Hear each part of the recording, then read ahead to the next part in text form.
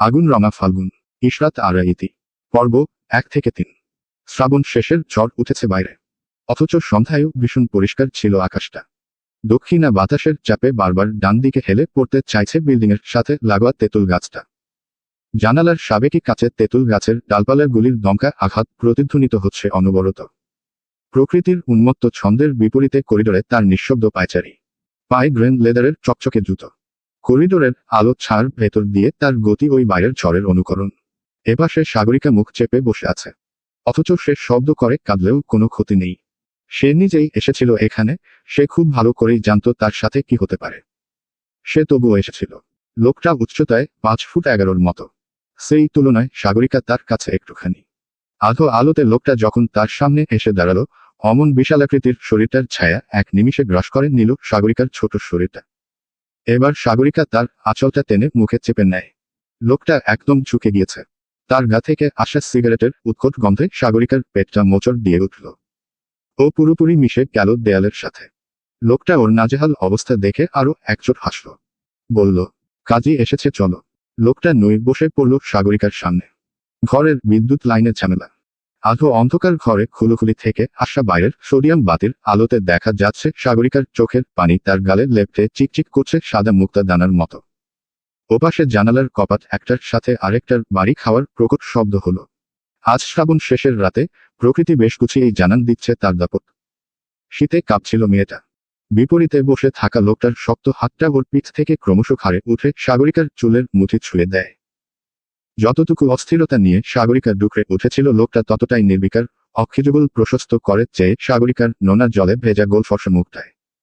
শ্বাস নিতেও কষ্ট হচ্ছে মেয়েটার কান্নার তোড়ে। চোখে অনুরোধ। জ্যান্ত মাছ ডাঙায় পরলে প্রাণের মায় যতটুকু তরপায়, ততটুকুই তরপাচ্ছে মেয়েটা। ঘরের বাতিটা হঠাৎ জ্বলে উঠল। বিদ্যুতের সংযোগ ঠিক করে দিয়েছে সম্ভবত এ বাড়ির কেয়ারটেকার ফিরোজ। এবার কান্না থামিয়ে নিজের আঁচল সামলে লাফিয়ে উঠল সাগরিকা। আরফান শাহির ওর দিকে তাকিয়ে খুব সুন্দর একটা হাসি দিল।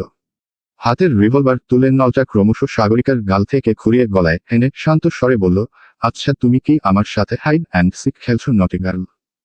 কাজী আসার পরে কতক্ষণ খুঁজলাম নিচে তোমাকে, অথচ দোতলায় এসে বসে আছো অন্ধকারে। কিন্তু এ বাড়িতে তো আমি তোমাকে জোর করে আনিনি, তুমি এসেছো নিজে থেকে। এখন নাটক করছো কেন? সাগরিকা মুখ খোলে, এবার পাগলামি বন্ধ করুন, যেতে দিন আমাকে। তো যাও, গো গো গো। শিশুদের মতো নরম আওয়াজ বানিয়ে কথাটি বলে আরফান চট করে সরে বসল সাগরিকাকে যাওয়ার জন্য জায়গা করে দিয়ে। সাগরিকা ফুপিয়ে ওঠে আবার, আমাকে আসল ফরেন্সিক রিপোর্টগুলো দিন শাহির ভাইয়া। তালহার লাইফটা নষ্ট করবেন না এভাবে। আমি ওনাকে বুঝিয়ে বলবো উনি যেন আপনার পথে না আসেন কখনো। উনি রাজনীতি ছেড়ে দেবেন, কসম খাচ্ছি। আরফান হাসল। ওর হাসিটা এবার ভীষণ কুৎসিত। হাত বাড়িয়ে সাগরিকার চোখের পানির ফোঁটা মুছে বলে, ওহ, ফরেন্সিক রিপোর্ট? ওর জন্য তোমাকে আমায় বিয়ে করতে হবে। বললাম তো, চলো কবুল বলবে, এরপর বাকি হিসাব নিকাশ। নিচে কাজী এসেছে বৃষ্টিতে ভিজে পুড়ে। এত দেরি লাগিও না, বেচারার ঠান্ডা লেগে যাবে। আমি তালহাকে ভালোবাসি, গোমানির মতো করে বলল সাগরিকা। ও জানে ওর এ আপত্তি স্বীকারোক্তির সামনে বসে থাকা পিশাচটাকে বিচলিত করেনি। তবুও বলল, কারণ এটাই সত্যি, যা সাগরিকা মনে প্রাণে বিশ্বাস করে। আরফান চোখ বুজিয়ে নিয়ে ফুস করে শ্বাস ফেলল একচোট। এরপর চোখ মেলে সাগরিকার মুখটা দেখে বলল, ওসব ভালোবাসা বলে কিছু হয় না সাগরিকা। তুমি ছোট মানুষ বোঝো না, আবেগী কথা বলছো। আমাকে বিয়ে করো, আমার সাথে ঘুমাও, দুটো সন্তান হোক আমাদের। তখন দেখবে আমাকে ছাড়া তুমি থাকতে পারবে না। মেয়েদের জীবনে ভালোবাসা এভাবেই হাওয়া বদল করে আসে। It's easy dude. আপনার লাভ কি হচ্ছে এসব করে? আবার দেয়ালে পিঠটা ঠেকিয়ে দিল সাগরিকা, শরীরটা ফুটবল হয়ে পড়েছে ক্রমশ। আরফান নিচ থেকে না ছাড়লে আজ এই গুহা থেকে ওর মুক্তি নেই। তবে যত সময় গড়াচ্ছে ও বুঝতে পারছে ওর মুক্তি আসলেই নেই। আরফান ওর কথার জবাব না দিয়ে হুট করে ক্ষিপ্র গতিতে রিভলভারটা উঠিয়ে সাগরিকার কপালে ঠেকিয়ে দাঁতে দাঁত চেপে বলে, সাগরিকা ট্রিগারটা প্রেস করে দেয়ার আধা ঘন্টা পরে তোমার লাশ পায়রা নদীতে চলে যাবে। কিন্তু জানো জীবনের মূল্য অনেক। তুমি তো আবার অন্যকে মোটিভেশন দাও, তাই না? একটু দম নিলেও হুট করে আবার সুর পাল্টে বলল, আরে বোকা মেয়ে, আমি ভয় দেখাচ্ছি না। নট ফোর্সিং ইউ, শুধু কিছু ফ্যাক্ট বলছি, মাথা খাটিয়ে ভাবো। হ্যাঁ, তোমার বাবা বরগুনা মাছ বাজার ব্রিজের গোড়ায় সবজি বেচে। ভাইটা প্রতিবন্ধী, মা সেলাইয়ের কাজ করে। ভাই, এটা কোনো জীবন হলো? হ্যাঁ, তুমি বড় বাড়ির বউ হলে কত ভালো হবে বলো তো। তাদের কত উপকার হবে চিন্তা করেছ। সাগরিকা কেঁদেই চলে। আরফান রিভলভারটা সরিয়ে প্যান্টের পকেট গুজে সাগরিকার হাত ধরে টেনে তোলে এবার। সাগরিকার পরনে একটা সাদা রঙের মসলিন কোটা শাড়ি। আরফান ওর আঁচল টেনে আবার মাথায়ও দিল তা। এরপর টানতে টানতে নিয়ে গেল বাড়িটির নিচতলায়। এই বাড়িটির ঝকঝকে তকতকে ড্রয়িং রুমের এক কোণে মুখটা চুপসে রেজিস্ট্রি খাতা হাতে বসে আছে কাজী সাহেব। ওখানে আরো 4 জন ছিল, আরফানের দলীয় কর্মী সব। কেবলমাত্র এই জনের উপস্থিতিতে রেজিস্ট্রিটা হবে। কাজী সাহেবের পেট গুড়গুড় করছে, গালে মারের দাগ। লোকটা আতঙ্ক কাটিয়ে উঠতে পারেনি এখনো। বরগুনা সদরঘাট মসজিদের ইমাম সে। আরফান শাহিরের লোকগুলো যখন গিয়ে দাঁড়িয়েছিল দরজায়, শুরুতে এই পাপে সায় না দেয় গালে চড় পড়েছে সপাত সপাত। এখন একদম নিশ্চুপ লোকটা, প্রাণের ভয় তার আছে। কাপা হাতে বিয়ের রেজিস্ট্রেশন খাতা খুলে জানতে চাইল মোহরানা কত বাঁধবেন। সাগরিকার পাথুরে মূর্তিটার দিকে তাকিয়ে আরফান শাহির আবার একটু হেসে বলল, মোহরানা তো হওয়া উচিত ওর লাঙ্গের জামিনের কাগজ। তবুও 7 লাখ বাঁধুন। আব্বা আমার অ্যাকাউন্ট 2টা জব্দ করে রাখছে। ক্যাশ আপাতত আছে এটুকুই। আমি আবার মোহরানা না বুঝিয়ে দিয়ে বলছব না। কাজী আলী হোসেন নিঃশব্দে শ্বাস ফেলল। এই পৈশাচিকতার বিপরীতে তাকে নির্লিপ্ততা থাকতে হচ্ছে, এটা ওপরওয়ালার কাছে কিভাবে জবাব দিবে সে বুঝতে পারছে না। পরপর তৈরিকৃত বিয়ের কাগজ উঠিয়ে নতস্বরে আওড়াতে লাগলো, বরগুনা থানার ব্যাংকলোনি রোড নিবাসী মোহাম্মদ মোশাররফ হোসেন চৌধুরীর সর্বকনিষ্ঠ পুত্র মোহাম্মদ আরফান শাহির চৌধুরী তোমাকে নগদ 7 লাখ টাকা দেন মোহর ধার্য করে বিয়ে করতে চাচ্ছে। তুমি কি রাজি? সাগরিকার গাল বেয়ে শেষবারের মতো গড়িয়ে পড়ল নোনাজল। এরপর হাতের পিঠে মুছে নিয়ে যান্ত্রিক কণ্ঠে বলে, কবুল। সাগরিকার শরীরটা ছেড়ে দিয়েছে এরপর। ও কোথাও তাকাচ্ছে না, কিছু দেখছে না। ও যেন জাগতিক সবকিছুর ঊর্ধ্বে চলে গিয়েছে তখন। বাইরের ঝড় কিছুটা থেমে এসেছে তখন। কাজের ফি দিয়ে তাকে বিদায় করে সাগরিকাকে টানতে টানতে বেডরুমে নিল আরফান। এটা আরফান শাহিদের পারিবারিক বাগান বাড়ি। বরগুনা জেলার দক্ষিণের পায়রা উপকূলে অবস্থিত। 1 একর জমির ওপর বিস্তৃত এক প্রাসাদ। পর পর 2 আমলের রাজত্বের কালো টাকায় গড়া এই বাড়ি। গোটা বেডরুম ফুল দিয়ে সাজানো, সব কাঁচা তাজা ফুল। আরফান শাহির সন্ধ্যায় যখন বুঝতে পেরেছিল সাগরিকা তার সাথে দেখা করবে তখনই সাজিয়ে রেখেছিল। সে আবার দূরদর্শী চিন্তাশীল মানুষ। সন্ধ্যাতেই বুঝে গিয়েছিল যে ফাঁদ সে বিছিয়েছে, পাখি খাঁচায় ঢুকতে বাধ্য। আরফান জিতবে। ও আসলে জেতার জন্য জন্মেছে। বিছানার একপাশে সাগরিকা চুপচাপ বসে আছে।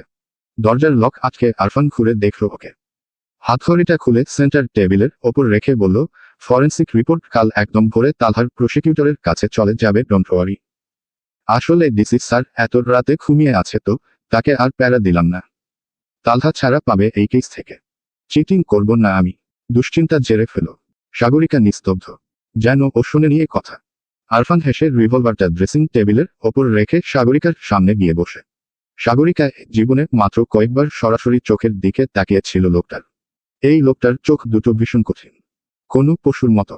ঠিক কোন পশু সাগরিকা বুঝতে পারে না, তবে তাকালে গা ঠান্ডা হয়ে আসে, শরীরের রক্ত চলাচল বন্ধ হয়। সাগরিকা চোখ নামিয়ে নেয়। আরফান মেয়েটার মুখের দিকে কিছুক্ষণ চেয়ে থেকে পাশ থেকে উঠিয়ে একটা প্যাকেট ধরিয়ে দেয় মেয়েটার হাতে। আস্তে ধীরে বলে, মোহরানা। বুঝে রেখো, কোনো কিছুতেই সাগরিকার কোনো হেলদোল নেই। দৃষ্টি নিবন্ধ পায়ের নখে। এসবে অবশ্য বিচলিত নয় আরফান। সে গায়ের শার্টটা খুলে দূরে ছুঁড়ে মেরে মিনিট 2-এর মতো চোখ বুলায় সাগরিকার পা থেকে মাথা। এরপর ঝাঁপিয়ে পড়ে সাগরিকার ওপর। সাগরিকা একটা বারের জন্য লোকটার দিকে তাকায়নি আর। আরফান ওর আঁচল টানার আগে অবশ্য বলল, বাধা দেবে না, নাটক করবে না, প্লিজ আমাকে ছুবেন না, প্লিজ। এসব করে আপনি আমার দেহ পাবেন, মন পাবেন না, প্লিজ। এটা বলবে না। বলেই খুবই বিশ্রী আওয়াজে হাসল আরফান। অতি পৈশাচিক সে হাসি। সাগরিকা কথা না বলে চোখ বুজে নেয়। দেখেনি কিছু, কেবল টের পেয়েছে একটা জানোয়ারের ঠান্ডা দুটো হাত ওর সমগ্র শরীরে কিলবিল করছে, যন্ত্রণার সৃষ্টি করছে। সাগরিকাকে মারছে, সাগরিকার সত্তাকে মেরে ফেলেছে। দীর্ঘ সময় পরে আরফান ওর গায়ের ওপর থেকে সরে গিয়ে পাশে শুয়ে একটা সিগারেট ধরিয়ে হাফ ছাড়ল। হাত বাড়িয়ে সাগরিকার শাড়িটা তুলে কপালের ঘামটুকু মুছে নিয়ে শান্ত গলায় বলল, কাল ও বাড়ি যাবে, তোমার শ্বশুর বাড়ি। একদম গাইগুই করেছ কি? কাল তোমার বাপ কাঁচা বাজারে নারীকে শ্লীলতাহানি দায় গণতলায় খাবে। রাজনীতি আমি আবার গায়ের জোরে নয়, মাথা খাটিয়ে করি। আমাকে কল করে জানিয়ে দিচ্ছি। সাগরিকা শক্ত হয়ে শুয়েছিল সিলিং ফ্যানের দিকে দৃষ্টি দিয়ে। আরফানের কথা শুনে চোখ দুটো ফের বুঝিয়ে নিয়ে নিজেকে চাদরে ঢেকে ঘুরে যায়। ঘুরতে গিয়ে টের পেল ওর বুক ভেঙে কান্না আসছে। তবে কাঁদল না আর। এক রাতে এই লোক এত সুখ পেয়ে যাবে এটা সাগরিকা মানতে পারছে না। নিজেকে সংযত করল সে। ঝড়ের দাপট কিছুটা কমে এসেছিল শেষ রাতের দিকে। সাগরিকার গলায় মুখ গুজে শুয়ে থাকা বিশালাকার শরীরটা সরিয়ে দিয়ে সাগরিকা উঠেছিল একবার। নিজেকে চাদরে ঢেকে বিছানার বাইরে পা রেখেছিল। আরফান ঘুমায়নি, জেগেই ছিল তখন। সাগরিকাকে নামতে দেখে শান্ত গলায় বলল, মরতে যাচ্ছ নাকি আবার? সাগরিকা ঘুরল, একদম আরফানের চোখে তাকিয়েই বলল, যে রাজনীতি দিয়ে আপনি আমার আর তালহার জীবন নষ্ট করেছেন। এই রাজনীতিতে আপনার অন্তিম না দেখে মরব না আমি আরফান শাহির। দুশ্চিন্তা করবেন না। আরফান হাসল আবার, বলল, হুম হুম। স্বপ্ন দেখতে বারণ নেই। আমিও স্বপ্ন দেখি আমি আপাকে সরিয়ে পরবর্তী প্রাইম মিনিস্টার হয়ে গেছি। তুমিও দেখো। স্বপ্ন দেখতে বারণ নেই। এই হুসাইন মুহাম্মদ তালহার জামিন হয়ে গিয়েছে। ছেড়ে দাও তাকে। ম্যাজিস্ট্রেট সাহেব সাইন করেছে বেইলে। ওসির ঘর থেকে বেইলের কাগজটা হাতে নিয়ে এস আই সাফায়েত ও মনসুর কাস্ট্রি রুমের সেন্ট্রিকে ধমকে আদেশ করল। সেন্ট্রি অবশ্য প্রস্তুত ছিল। এই নাটকের একটা ছোট অংশে সেও রয়েছে এ কথা আগে থেকেই জানত সে। ক্যাচো শব্দ করে লোহার তালাটা খুলতেই তালহা চোখ তুলে তাকালো। চোখের দৃষ্টি মরা তার। গালের কাটা দাগগুলো তখনও তাজা। রক্ত জমাট বেঁধে চটা হয়ে আছে স্থানে স্থানে। ফজরের আজান পড়েছে কখন? ঘন্টা দুয়েক আগে। এই সময়ের বেইল পাওয়ার যৌক্তিকতা সে বুঝতে পারছে না। উঠে আসার আগে একবার ঘাট ফিরিয়ে আশপাশটা দেখল। এই সেলে সে ব্যতীত আরো দুজন ছিল যারা তখনও ঘুমাচ্ছে। তালহার শরীর ভীষণ দুর্বল। হাঁটুতে ভর দিয়ে উঠতে গিয়ে টের পেয়েছিল এটা। বিগত দুদিন ধরে স্বল্প আহারে বেঁচে আছে সে। মাথাটা একই সাথে চক্কর দিয়ে উঠল, কানের কাছে দামামা পেটাচ্ছে আরেক আওয়াজ। পার্টির সভাপতি মোশাররফ হোসেন চৌধুরীর রাশভারী গলা বলছে, তোমাকে এই মুহূর্তে আমার পার্টির প্রেসিডিয়াম সদস্য পদ থেকে বহিষ্কার করা হলো, সেই সাথে নমিনেশন ক্যান্সেল এবং আজীবনের তরে বরগুনা জেলা শাখা থেকে তুমি ব্যান্ড। You bloody rascal. আওয়াজটা ক্রমশ কমে আসে, সে আওয়াজ ছাপিয়ে গিয়ে আবার কানে বাজে সাগরিকার মরা কান্না। শেষ দুপুর 2টায় দেখা হয়েছিল মেয়েটার সাথে। এই এখানেই এসেছিল, গায়ে একটা সাদা শাড়ি ছিল। স্বভাবতই ভীষণ দুর্বল মেয়েটা। কেঁদে বলেছিল, আপনার জামিন হয়ে গেলেই আমাকে বিয়ে করবেন। আমি আর কিছু শুনতে চাই না। আপনার নির্বাচনের গোষ্ঠী কিলাই। এই রাজনীতি আর করতে হবে না। আপনি আমাকে নিয়ে বরগুনা ছাড়বেন। মেয়েটা কোথায়? দুলছে তালহা ভাবতে ভাবতে। সে কিভাবে ছাড়া পেয়েছে? উকিল কোথায়? কত কত প্রশ্ন এসে জটলা পাকাচ্ছে মাথায়।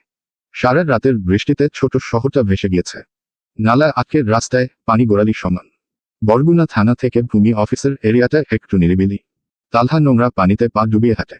পকেট 10টা টাকা থাকলে রিক্সা নেওয়া যেত। কিন্তু ফোনটা ছাড়া আর কিছুই তালহা ফেরত পায়নি থানা থেকে। পথে যেতে যেতে যত পথচারী তাকাচ্ছে ওর দিকে, সবাই বেশ বিভ্রান্ত। হয়তো মুখটা দেখে বুঝতে পারছেন না এ তাদের আগামীর সম্ভাব্য মেয়র হুসাইন মুহাম্মদ তালহা। বেশ শব্দ করে ফোনটা বাজল। স্ক্রিনে আরফান শাহিরের নাম্বারটা দেখে শুরুতে একটা গালি দিয়ে রিসিভ করল কলটা। দুর্বল কণ্ঠে ক্ষোভ নিয়ে বলল, কি ছাড়া পেয়েছিস? ঠিক আছিস? বলতে বলতে হাসছে আরফান। তালহা বুঝে যায় ওকে ওর সবকিছু ফিরিয়ে না দিলেও এই ফোনটা কেন ফিরিয়ে দেয়া হয়েছে। এই জানোয়ারটা যাতে ওকে খোঁচাতে পারে তাই। বুকটা হুট করেই কাঁপতে শুরু করেছে তালহার। ও সোজা বলল, সাগরিকা কোথায়? ওপাশে আরফান চুপ।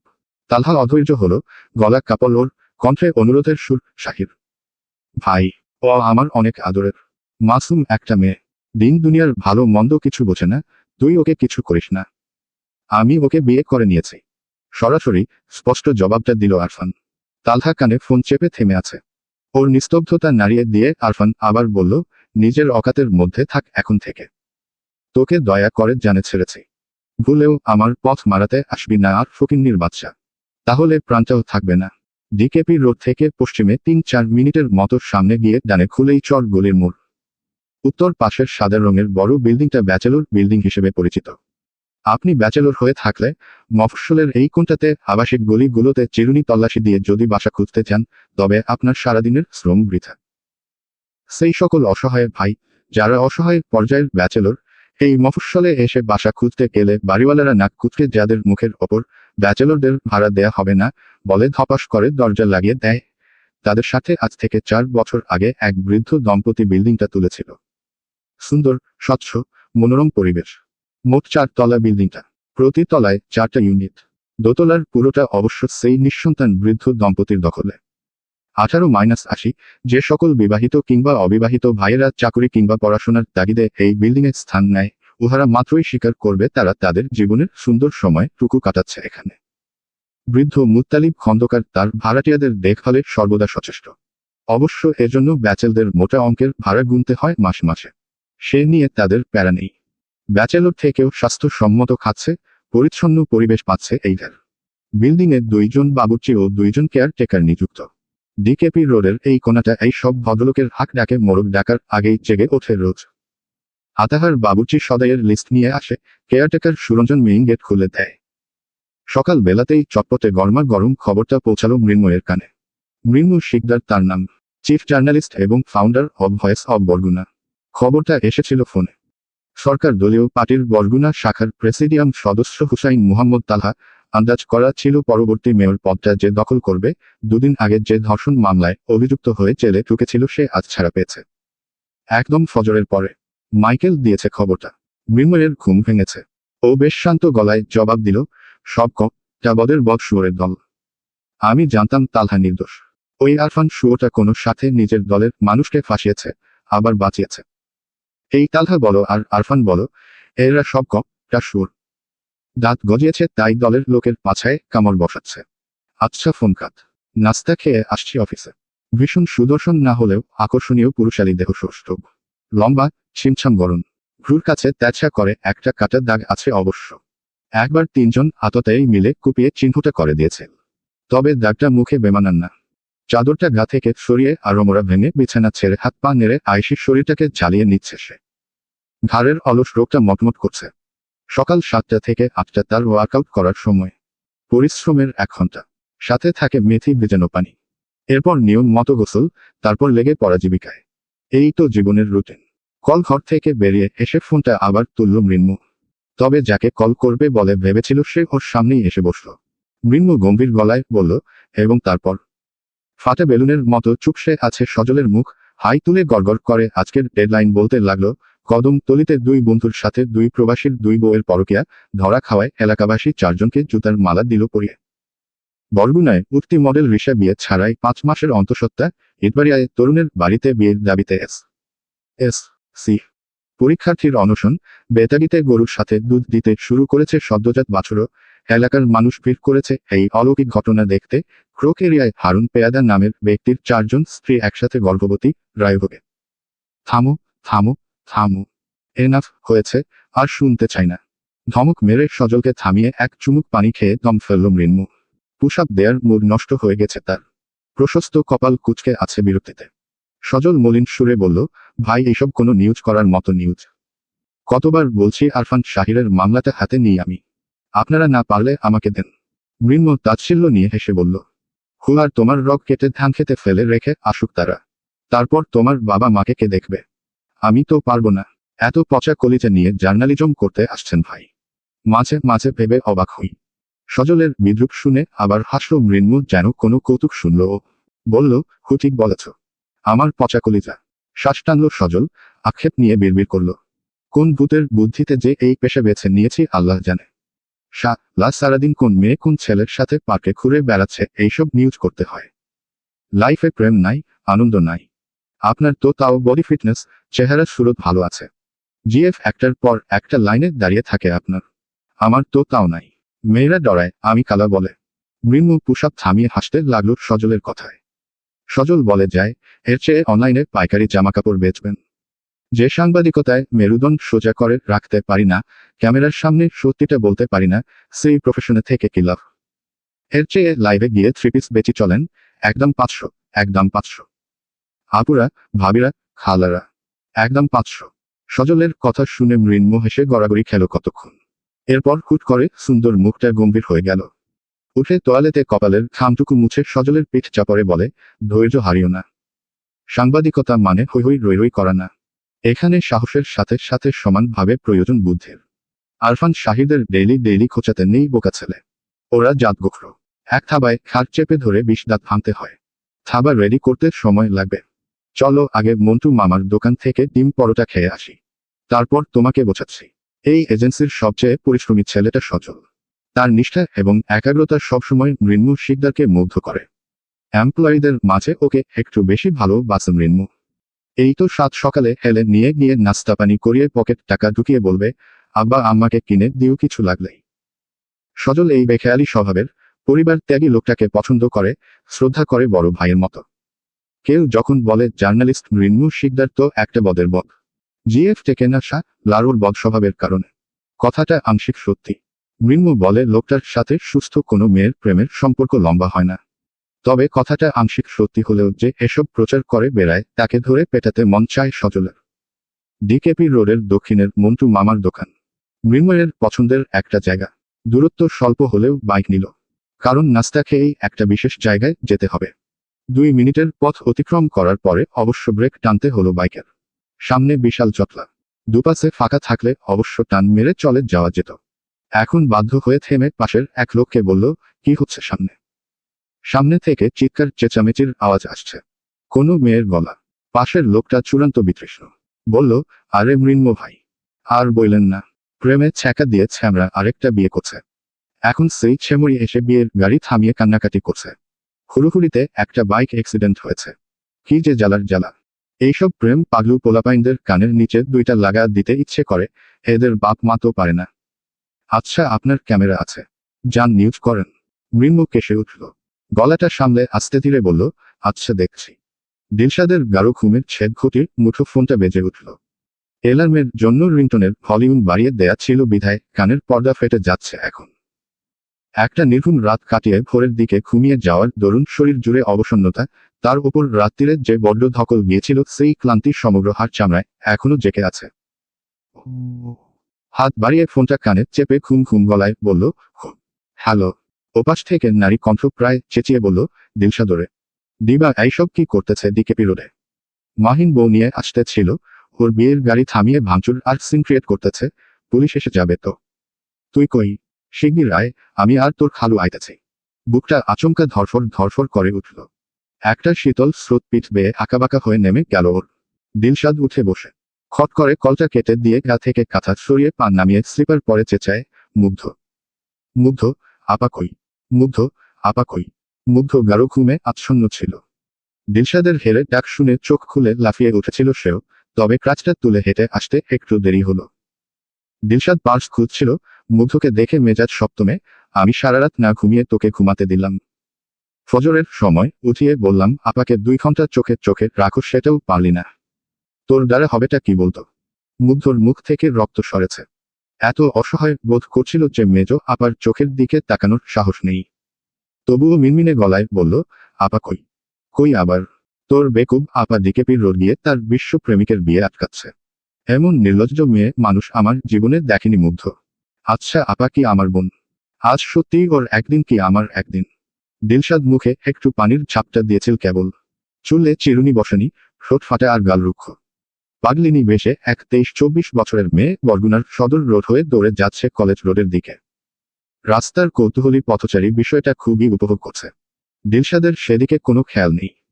তার সংগ্রামী জীবনের গল্প বইয়ে 1 পাতা 2 পাতায় আরাম থাকে যদিও বাকি সময়ে ছুটতে হয় এভাবেই। ওর ভাগ্য সবসময় তাতে মদত দেয়। দিলশাদ ছোটবেলা থেকেই ভীষণ চটপটে ছিল বিধায় আব্বা সবসময় ওর জন্য একটা গান গেয়ে বেড়াতেন। দুরন্ত ঘূর্ণির এই লেগেছে পাক। এই দুনিয়া ঘুরে বন, ছন্দে ছন্দে কত রং বদলায়। রং বদলায়, ঠিক তাই। দিলশাদ একটা ঘূর্ণি, ওর সবসময় পাক লেগে থাকে। ডিকেপি রোডের একদম পশ্চিম মাথায় ঘটেছে ঘটনাটা। এটা 3 রাস্তার ব্যস্ত মোড়। 2 পাশে আবাসিক আর পূর্ব দিকে সরকারি কলেজ এরিয়া। এখন সকালের সময়টাও ব্যস্ত ভীষণ। এক ঝাঁক স্কুল শিক্ষার্থী উৎসুক হয়ে দেখছে। ওপাশে দাঁড়িয়ে কয়েকজন ব্যাংক কর্মকর্তা আর গড়পড়তা সাধারণ পথচারীও দাঁত কেলিয়ে হাসছে। একটা 25-26 বছরের মেয়ে বিয়ের গাড়ি থামিয়ে বর বেশে থাকা এক লোককে ধরে কান্নাকাটি করছে। আবার চট থাপ্পড় মেরেছে। তার হুড়োহুড়ির চক্করে ইতিমধ্যে 2টো অ্যাক্সিডেন্ট ঘটে গিয়েছে।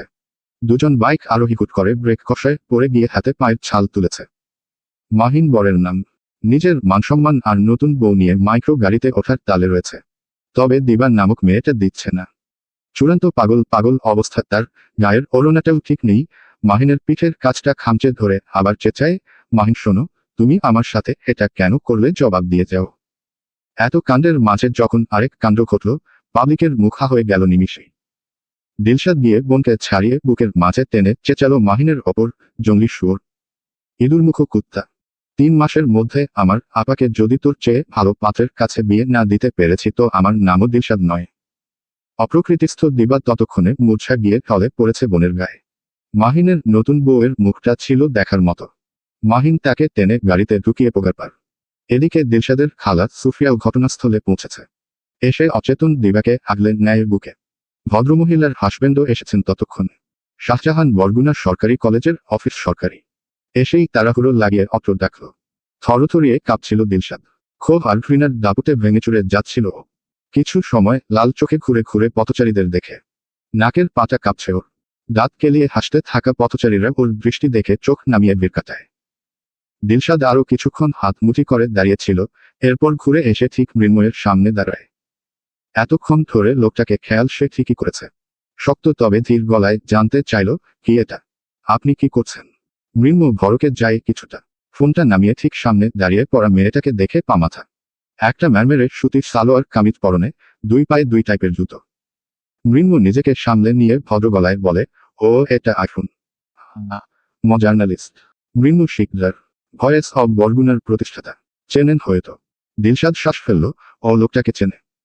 তবে পরিস্থিতি অলটপালট করে দিয়ে বলল, এভাবে জার্নালিজমের নাম করে একটা অসহায় ভিকটিম মেয়ের ভিডিও ধারণ করে তার আগামী দিনগুলো নস্যাৎ করে উপার্জন করার চাইতে ভিক্ষা করতে পারেন না। জমে থাকা যত রাগ, ক্ষোভার অন্তরের যত জ্বালা লাভার মতো উপচে পড়ল ওর। মৃন্ময় হা হয়ে গেল। গলা খাকারি দিয়ে বলল, দেখুন না, জার্নালিস্ট আর আপনার আপা পাবলিকলি। ওকে পুরোটা কথা বলতে না দিয়ে দিলশাদ বলে, মোবাইল সাংবাদিক কোথাকার। ধপ করে মাথাটা ধরে গেল মৃন্ময়ের। গলা শক্ত হয়ে এসেছে ওর, বলল, হাই ট্রাই টু জার্নালিজম কি বোঝেন? দিলশাদের এ প্রশ্নে ভীষণ অপমানিত বোধ করল মৃন্ময়। তাচ্ছিল্য নিয়ে জানতে চাইল, তো আপনি আমাকে জার্নালিজম শেখাবেন? দিলশাদ অরুণার কোণে চোখের পানি পানি মুছে বলতে থাকে, না শেখাবো না। তবে এই ভিডিও আর খবর যদি আপনি প্রচার করেছেন, তাহলে আপনি গুখান, গুখান, গুখান। আপনার মায়ের কসম, আপনার বোনের কসম, আপনার খালার কসম, আপনার ভাবির কসম, আপনার বাসার সব মেয়েদের কসম। ঠিক যে গতিতে এসেছিল ফিনফিনের শরীরের কাঠখোট্টা দেখতে মেয়েটা, তার চেয়ে 10 গুণ বেগে চলে গেল। দিলশাদ চলে যাওয়ার পর বেশ কিছুক্ষণ মৃন্ময় একটা ঘরের মধ্যে ছিল। ও পুরো বেকুব বনে গিয়েছে। মন্টু মামার দোকান আর আজকের বিশেষ কাজের কথা ভুলে গিয়ে ক্ষিপ্র গতিতে বাইকে চেপে সোজা গিয়ে ঢুকলো অ্যাপার্টমেন্টে। বক্সিং পিলোটাকে মনে হচ্ছে মেরে ফেলবে সে। সজল গিয়ে আমতা আমতা করে বলল, ছেড়ে দেন না, বাচ্চা মেয়ে মানুষ। মৃন্ময় হাঁপাচ্ছে, বলল, নাম দিলশাদ, এতটুকু জানলাম। বরগুনা ছোট শহর। এই মেয়েটার ডিটেইলস চাই আমার। আমাকে গু খেতে বলে, আমাকে মোবাইল সাংবাদিক বলে। Bloody idiot. 13ই আগস্ট 2017। এই তো 4 দিন আগের খবরটা ভয়েস অব বরগুনার প্রথম পাতায় দগদগে হয়ে আছে এখনো। বরগুনা 1 আসনের শীর্ষস্থানীয় নেতা হুসাইন মুহাম্মদ তালহার বিরুদ্ধে ধর্ষণ ও হত্যা চেষ্টার অভিযোগ তুলেছেন বরগুনা নারী ক্রীড়া দলের সক্রিয় এক নারী কর্মীর বাবা। ভিকটিম বরিশাল শেরেবাংলায় চিকিৎসাধীন, অবস্থা গুরুতর।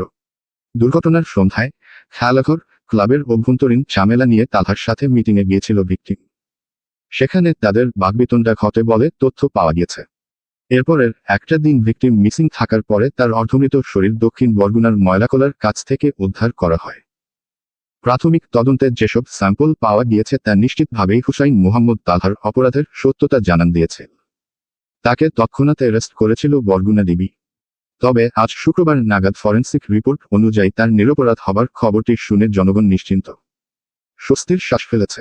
আর যাই হোক, এই লোকটার বিরুদ্ধে এই অভিযোগ মানাটা কষ্টের বিষয় তাদের কাছে। মোবারা, যারা কাস্টডিতে নেয়ার আগে উস্কানি পেয়ে তালহার গায়ে হাত তুলেছিল তারাও লজ্জিত অনেকটা। তালহার মুক্তির খবরটা ছড়িয়েছে বাতাসের বেগে। 3 জন শীর্ষ সাংবাদিকের ফেসবুক পেজ থেকে ঘোষণা দেয়া হয়েছে।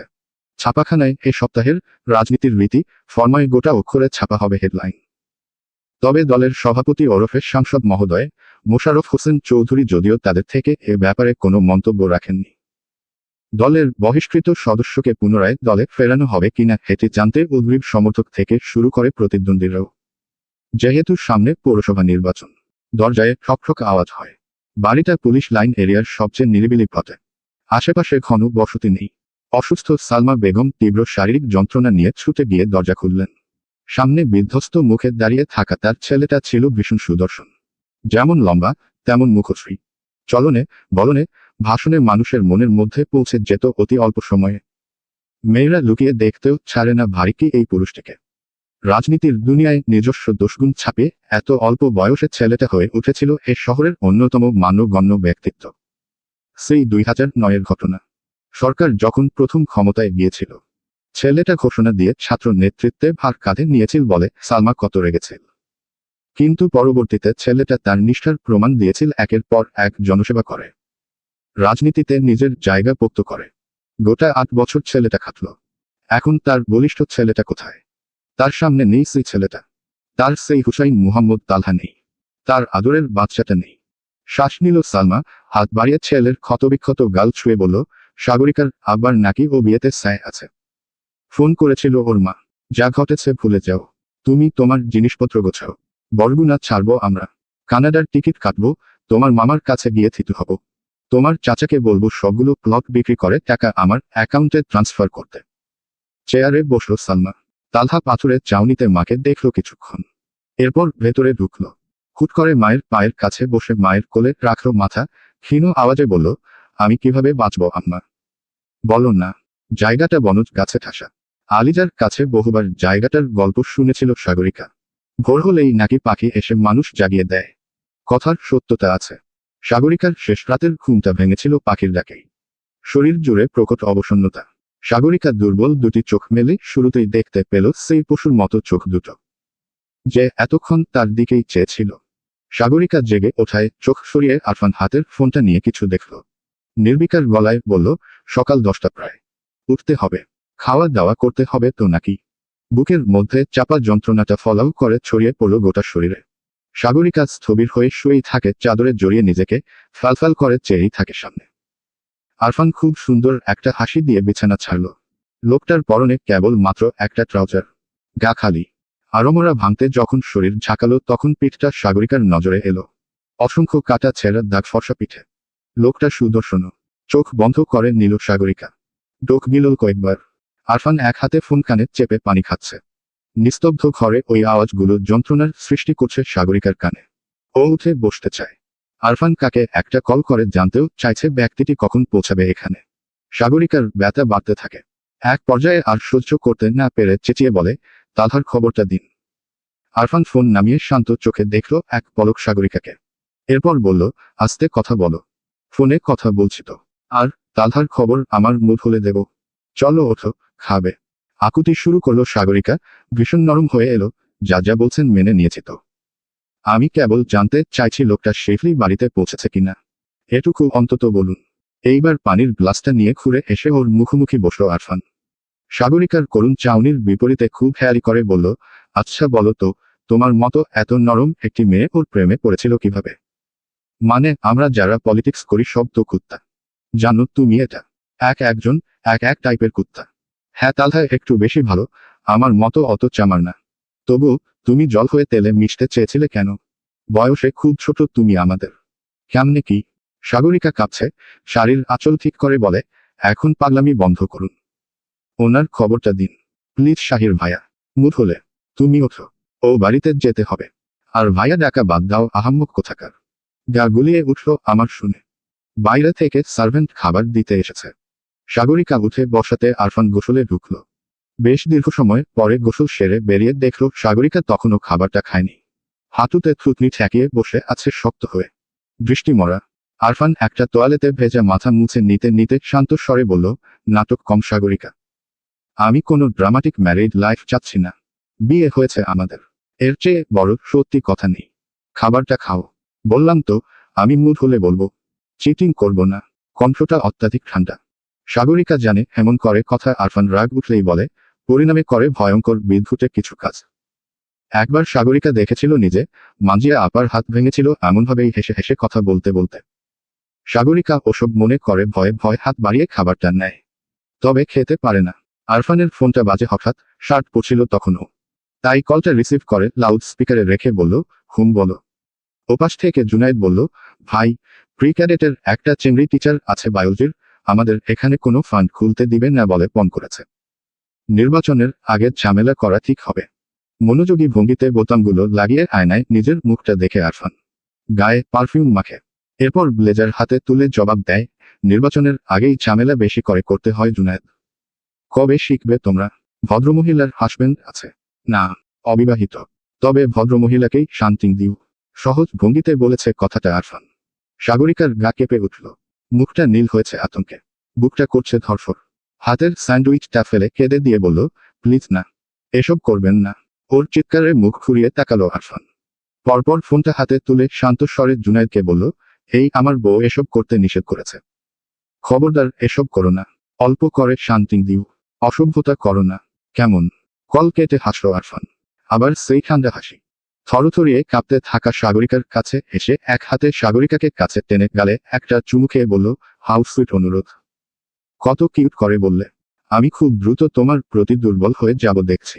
বেলা 11:15, ভাবসা গরম ছুটেছে আজ দুপুরে। ঘরের এক কোণে জবুতবু হয়ে বসে আছে দিবা। মুখটা পুরোপুরি রক্তশূন্য। মুগ্ধটা ক্রাচ নিয়ে ঠিক বড় আপার পাশে দাঁড়িয়ে আছে। আরেক পাশে দিলশাদের খালাম্নি। এপাশে দাঁড়িয়ে দিলশাদ চেঁচায়, শান্তি পেয়েছিস? শান্তি পেয়েছিস আবার নাকটা কেটে? এলাকায় পিয়ন মোজাম্মেল কারিমের যেটুকু মানসম্মান ছিল খেয়ে শান্তি হলো তোর আপা। দিবা কথা বলছে না। সবেমাত্র জ্ঞান ফিরেছে মেয়েটার। মাথাটা ফাঁকা তার। ওসব সে কেন করেছে বুঝতে পারছেন না সে। তবে খুব জঘন্য একটা কাজ সে করেছে। নিজের মান সম্মানের সাথে সাথে ভাই বোন দুটোকে ফেলেছে চরম ভোগান্তিতে। দিলশাদের রাগটুকু বসে বসে হজম করা ছাড়া আর কিছু করার নেই ওর। দিবা চোখ তোলে না, বোনের চোখে চোখ মেলায় না। সুফিয়া দিবার পাশ থেকে উঠে এলো, দিলশাদকে ধমকে বলল, আহ, আসতে দিলু। মেয়েটা ঠিক নেই এখন। খা খা করিস না। হাঁপাচ্ছে দিলশাদ। ওর একটা সমস্যা আছে। খুব শক্ত ধাঁচের মেয়ে হলেও কথায় কথায় কেঁদে ফেলেও। কান্নাটা কখনো ওর নিয়ন্ত্রণে থাকে না। এবারও ভেঙেচুরে এলো শরীরটা। বিছানার একপাশে বসে ওড়নার চোখে চেপে বলল, না ও ঠিক নেই, কখনোই ঠিক থাকে না। ঠিক থাকার দায়িত্ব কেবল আমি নিয়ে জন্মেছি। আর করব না খাখা। আমি আর পারছি না খালাম্নি। ও কি আমার ছোট বলো তো? 1000 বার বলেছি, এই আপু এইসব মায়ের একমাত্র লাডলা ছেলে বিয়ে করবে না তোকে। এরা প্রেম করে টাইম পাস করতে। প্রেমে জড়াস না বোকা। বিয়েটা এইসব হারামজাদা আর তাদের মায়েদের কাছে একটা ব্যবসা। পাত্রীর বাবা এবং তাদের সম্পত্তি হচ্ছে মূলধন। যত বেশি মূলধন, ব্যবসা তত লাভজনক। এবং আমরা সেই বেশি মূলধনওয়ালা মানুষ নই। আমাদের টাকা নেই বাবার। তখন শুনল না আমার কথা। বলল, নাও মানুষ ভালো। এখন কি হলো? বলতে বলতে গলার জোর কমে আসে মেয়েটার। খুবই বিশ্রী করে খাচ্ছে। দীর্ঘ সময় পরে আবার সুফিয়াকে বলে, খালাম্নি, খালু আর তুমি পাত্র দেখো তো। ওকে বিয়ে দেব। আর আমার জন্যও পাত্র দেখো। আমিও বিয়ে করব। আর প্যারা নিতে ভালো লাগছে না দুনিয়ার। বিয়ে করে নিরিবিলি হয়ে যাব এবার। কালো রঙের গাড়িটার গতি শত হয়ে এলো শেখর নামের বাড়িটার সামনে এসে।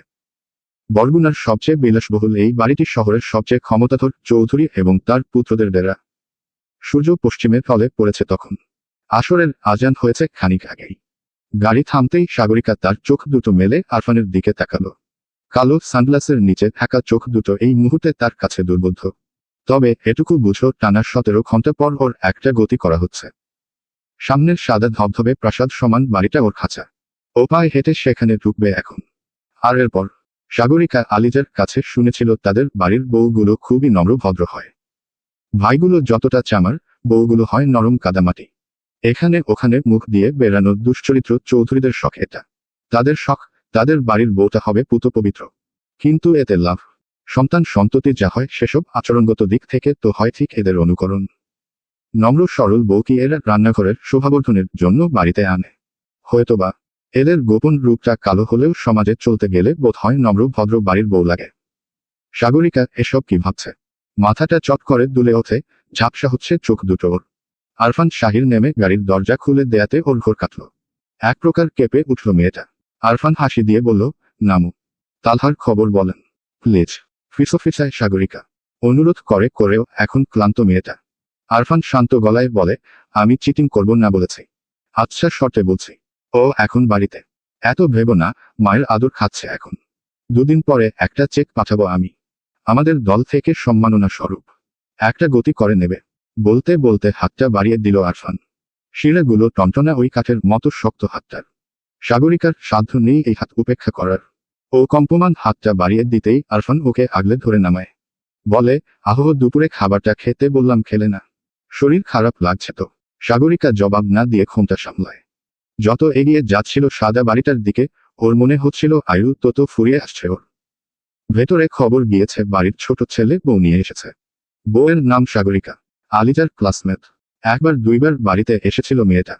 পুরো ব্যাপারটা বাড়ির কর্তা মোশাররফ হোসেন চৌধুরীর মাথার ওপর দিয়ে গেছে। যদিও সে তার ছেলেদের গতিবিধির ব্যাপারে সবসময় পিছিয়ে ভাবেন। নিজের ঔরসে জন্মালেও ছেলেগুলো তার কাছে বরাবর দুর্বোধ্য। নয়তো এমন একটি ক্রিটিক্যাল সময়ে কোন আন্দাজে কেউ বিয়ে করে? এ মেয়েটিকে হুট করে বিয়ে করার কারণ কি? স্ত্রী মল্লিকা মোসারাত তার ঘরের দরজার সামনে এসে দাঁড়িয়ে শুরুতেই বলল, সামনে পার্টির কত চাপ। এই অবস্থায় পারিবারিক ক্যাচাল তৈরি করার দরকার নেই। মেয়েটা সুন্দর, ভদ্র। বাবা অবশ্য সবজি বেচে, একটা দোকান নিয়ে দিয়েন। ঝামেলা কইরেন না। ছেলে যে বিয়ে করে সংসারী হতে চাইছে এটাই অনেক। মোশাররফ হোসেন চৌধুরী ঝামেলা করেন না। সাগরিকাকে চেনেন সে। গরিব ঘরের ভদ্র মেয়ে। মেয়েটি তাদের বাড়ির নাতিপুতি পেটে ধরে সুস্থভাবে বড় করার উপযুক্ত, এটুকুই যথেষ্ট তার কাছে। আরফান ঘরে ঢুকেই বাবাকে সালাম দিয়ে বলল, ক্ষমা চাইছি আব্বা। পছন্দের ছিল, একটু ঝামেলা হয়েছে, তাই হুট করেই। পরে কখনো বলবো, একটু বিশ্রাম নিই। আলিজা ভাইয়ের হাতের মুঠিতে সাগরিকার হাত দেখে বোকা বনে আছে। লিভিং রুমে বাড়ির যত লোক উপস্থিত সবার মুখে আপাতত কোনো কথা নেই। ঘটনাটা হজম করাতে যথেষ্ট সময় নিয়েছে, তবুও পারছে না। মোশাররফ হোসেন চৌধুরীর মোট 3 ছেলে, 2 মেয়ে। বড় ছেলে আহনাফ, মেজো ছেলে আবরার। দুজন বাড়িতে নেই আপাতত। তাদের বউ এবং বাচ্চারা আছে। মেয়েদের মধ্যে বড় মেয়ে মানজিয়া বিবাহিত, সে তার ব্যারিস্টার স্বামীর সাথে ইউরোপ ট্যুর দিচ্ছে। সাগরিকা এত লোকের দৃষ্টির প্রকোপে আরো অসুস্থ বোধ করছিল। মোশাররফ ছোট ছেলেকে বলল, যাও আগে বিশ্রাম নাও। তাকে ঘরে নিয়ে যাও, ফ্রেশ হয়ে আসো। কথা আছে তোমার সাথে। আমি অপেক্ষা করছি। রুমটাতে এর আগেও একবার ঢুকেছিল সাগরিকা। সেদিন ভুল করে ঢুকেছিল এবং ওর জীবনে সুনির্দশা হয় সেবারই লেগেছিল। ঘরে ঢুকে আরফান সাগরিকার পেছনে দাঁড়িয়ে দেখছিল ওকে। আস্তে করে বাইরে দাঁড়িয়ে থাকা সার্ভেন্টকে বলল, লাগেজ এখানে রেখে যাও। সার্ভেন্ট মিনিট দুয়েকের মধ্যে চলে গেলে আরফান দরজাটা লাগিয়ে দেয়। শব্দ শুনে গুটিয়ে যায় সাগরিকা। ওর শরীরটা এমনিতেই ভীষণ দুর্বল লাগছে। বিছানায় পিঠ লাগাতে ইচ্ছা করছে। দিন দুনিয়ার কিছুই ভাবতে ইচ্ছে করছে না আর। কারণ ও জানে ওর জীবনের পরবর্তী দিনলিপির প্রতিটি লাইন এই লোক লিখবে। সেখানে ওর কোনো প্রকার ইচ্ছে, অনিচ্ছা, মন্তব্য থাকবে না। আরফান সাগরিকার নত মুখ দেখে এক চোট হাসল আবার। এরপর হাত পা ছড়িয়ে বিছানায় চিতিয়ে গিয়ে সহজ গলায় বলল, বসো। আচ্ছা, পরে বলছি তালহার কথা। সাগরিকা নিজের ঘোমটা সামলে বসেছে। শ্বাসটা আবার হুট করেই বন্ধ হতে শুরু করেছে যখন আরফান ওকে বুকে টেনে নিয়েছে। আরফানের হৃৎস্পন্দনও ওর কথাবার্তার মতো ধীর এখন। সাগরিকা শক্ত হয়ে পড়ে থাকে। ওর কোনো হেলদোল নেই। আরফানের কড়া পোড়া হাত আলতো করে ওর পিঠ বুলিয়ে দেয়, ধিমি আওয়াজে বলে, কি খারাপ লাগছে? আরে এগুলো অভ্যাস হয়ে যাবে। ও শুরুতে অ্যাডজাস্টমেন্টের একটা ব্যাপার থাকে স্বামীর সাথে। বললাম না, ওসব পরে ঠিক হয়ে যায়। আচ্ছা ভালো কথা, তোমার আব্বা আম্মার সাথে কথা বলো, কল দেব। সরি সাগরিকা, তবে আমি তোমাকে ফোন ব্যবহার করতে দেব না আপাতত। পরে দেব কিনা সেটাও নিশ্চয়তা দিতে পারছি না। নিজের বাবা মায়ের সাথে কথা বলার থাকলে আমার ফোন থেকে বলবে। লোকটা পিঠে আদর দিচ্ছে। ওই ছোট বাচ্চাদের ঘুম পাড়িয়ে দেয় যেভাবে। সাগরিকার গা গুলাচ্ছে।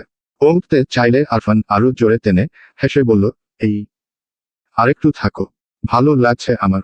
কি অ্যাডজাস্টমেন্টের স্বপ্ন দেখেন আপনি? আমি নিজেকে সবসময় আপনার ভোগ বস্তুই ভাবব। আমি কখনোই এক ফোঁটা সম্মান এই সম্পর্ক থেকে নেব না। সে আপনি আমাকে মেরে ধরে ফেলুন না কেন। আটকে আটকে বলেই সাগরিকা চোখ তোলে। চোখ দুটো একদম ঝিরির জলের মতো টলটলে। আরফান গভীর মনোযোগে দেখছে, হঠাৎ প্রসঙ্গ বদলে বলল, এভাবে কথা বলছো? আমি জানতাম না তুমি এত কথা বলতে জানো। আগে এমন ছিলে না। যাক, তবুও ভালো লাগছে তোমার মুখে বুলি ফুটেছে। বউ মানুষ কথা না বললে ঘর আসলে ঘর লাগে না। ভালো লাগে না। তোমাদের যাত্রার একটা ব্যাপার আমার ভীষণ আদুরে লাগে। অল্পতেই স্বামীর সাথে খিটখিট করা। আমি তো ব্যাপক এনজয় করব। আমি বাইরে থেকে কসাইপনা চামারপনা করে আসবো, রাত 1:30-2টা করে বাড়িতে ফিরবো রোজ। তুমি একটু একটু মেজাজ দেখাবে, আবার একটু কাঁদবে, আমাকে একটু একটু করে বদলাতে চাইবে। কিন্তু আমি বদলাবো না। এভাবে করতে করতে আমাদের হায়াত ফুরিয়ে যাবে। মরার আগে দেখব আমার বউ চোখ ভরা পানি নিয়ে আমাকে ধরে আছে। এটা ভীষণ দারুণ একটা ব্যাপার কিন্তু পুরুষের জীবনে। সাগরিকা স্থির চেয়ে আছে আরফানের হাসি হাসি মুখটায়। লোকটা যখন হাসে তখন লোকটার মুখটা অন্যরকম লাগে। তবে হুট করেই আরফানের সেই মুখের হাসি গায়েব হয়ে মুখটা কঠিন হয় কিছুটা। হাতটা সাগরিকার পিঠ থেকে চুলের মুঠি ধরে মুখটা টেনে ধরে সামনে ভ্রু উঁচিয়ে ধীরস্থির বলে, চলো তোমার সাথে একটা খেলা খেলা যাক।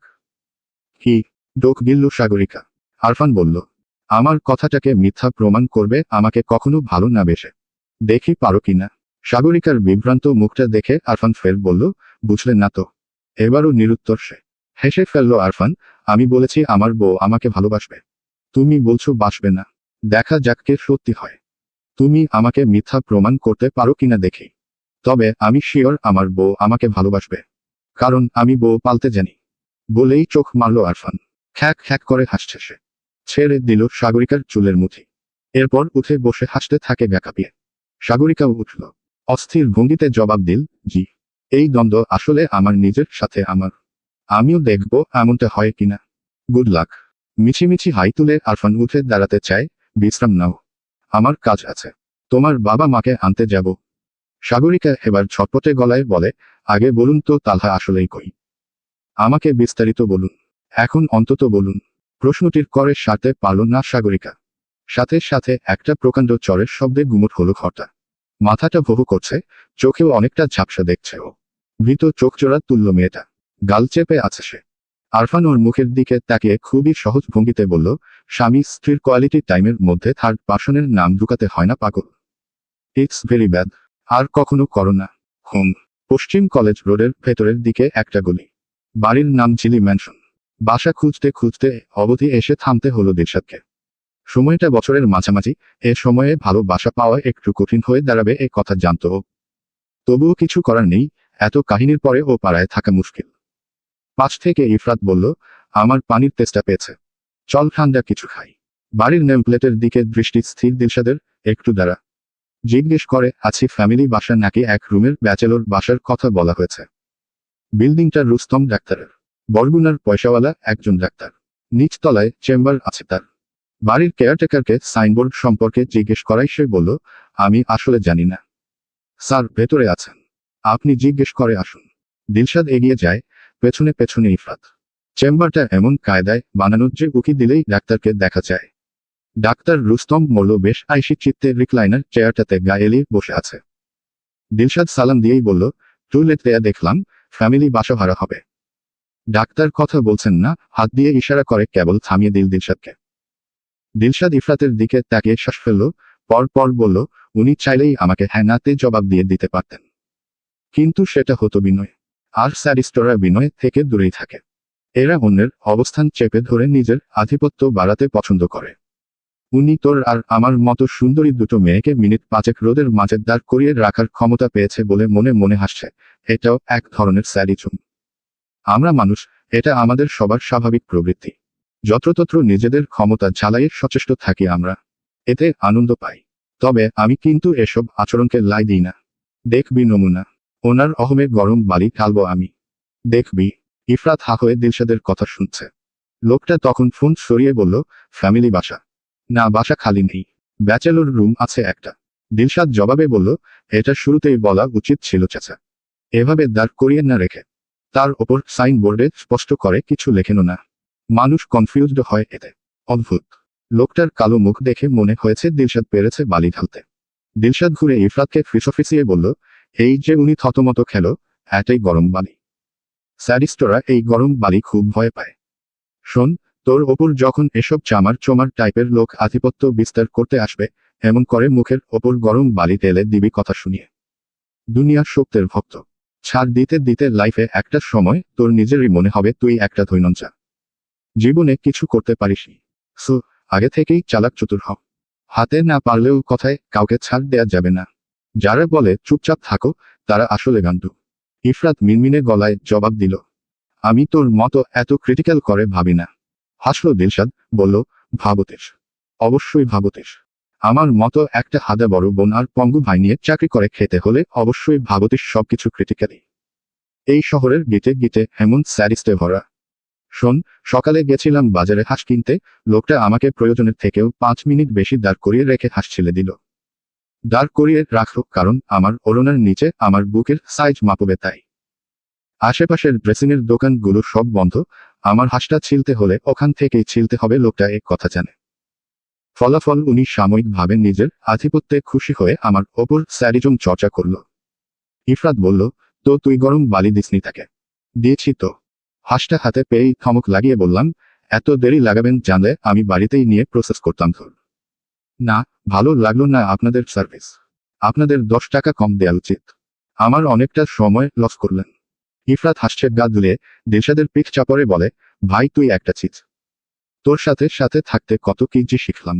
তোর স্বামীর কপালে দুঃখ আছে এমন ক্রিটিক্যাল একটা মেয়ে তার বউ হবে? নাক কোচকায় দিলশাদ। মোটেও না। আমি খুবই চমৎকার একজন বউ হব। তা আমি জানি। মজা করেছি। চল আইসক্রিম খাওয়া। আর বাসা খুঁজবো না। তুই গিয়ে দিবা আপাকে দেখ। আমি আমার ভাইকে লাগিয়ে একটা বাসা খুঁজে তোকে জানাবো। আচ্ছা, সাগরিকার সাথে তোর যোগাযোগ হয়? ওদের গলিতে বাসা খালি আছে, গত সপ্তাহে এ কথা আমাকে বলেছিল। গত পরশু থেকে মেয়েটাকে রিচ করতে পারছি না। না, আমার সাথেও যোগাযোগ নেই। বাড়িতে গিয়ে দেখতে হবে। আচ্ছা চল, আগে টাকা তুলতে হবে। ব্যাগ খালি। ব্যাংকের এটিএম বুথ পায়ে হেঁটে গেলে 15 মিনিট লাগে। দিলশাদের মেজাজ ফুরফুরে এখন। ইফরাতকে বাইরে দাঁড় করিয়ে রেখে বুথের মধ্যে ঢুকে ফটাফট টাকা তুলে ফের একবার গুনে নেয়। এটা ওর বড় অভ্যাস। বাইরে থেকে লোকজন অবশ্য ডাকাডাকি করছে, ওই আপা বাইরে নেমে যা করার করুন। আরও লোক আছে। দিলশাদ লজ্জা পেয়ে জলদি জলদি নামতে গিয়ে হুট করেই থেমে গেল। ব্যাংকের বুথের দরজাটার সাথে লাগোয়া অফিসের সিঁড়ি। কোনো এক লোকের শক্ত লোহার মতো শরীরের সাথে প্রকাণ্ড এক ধাক্কা লেগেছে ওর। ব্যথা পেয়েছে কতটা ওসবে দিলশাদ মাথা ঘামালো না। ওর তো ম্যান পারফিউমের ঘ্রাণে গা গুলিয়ে উঠল শুরুতেই। ওড়না নাকে চেপে পিছিয়ে গেল। মৃন্মহা করে সেদিনের সেই মেয়েটাকে দেখছে। কাজের ব্যস্ততায় বিগত 48 ঘন্টায় ব্যাপারটা ওর মাথা থেকে বেরিয়ে গেছিল। সামনের মেয়েটার মুখটা নিঃসন্দেহে অকৃত্রিম রূপবতী, কিন্তু দেখেই মাথাটা গরম হলো মৃন্ময়ের। কানে বাজল সেদিনের বলা কথা, গুখান, গুখান, গুখান। দুজন দুজনের মুখের দিকে চেয়ে আছে সমভাগ বিতৃষ্ণা নিয়ে। এরপর একে অপরকে যেতে জায়গা করে দিয়ে একই পাশে সরল দুজনই। দুজন আবার একই সাথে বামে সরল, আবার ডানে সরল। মৃন্মু যে পাশে সরছে, দিলশাদও একই পাশে সরছে। এভাবে সেকেন্ড কয়েক ফুরায়। শ্বাস ফেলল মৃন্মু, হুট করে থেমে গিয়ে মাঝখানে দাঁড়িয়ে বলল, প্লিজ আপনি আগে যান। বলার ধরনটা একদম অভদ্র। মেজাজটা তেতে উঠল দিলশাদেরও। দাঁতে দাঁত চেপে বলল, আমার শখ নেই আপনার সাথে যাওয়ার।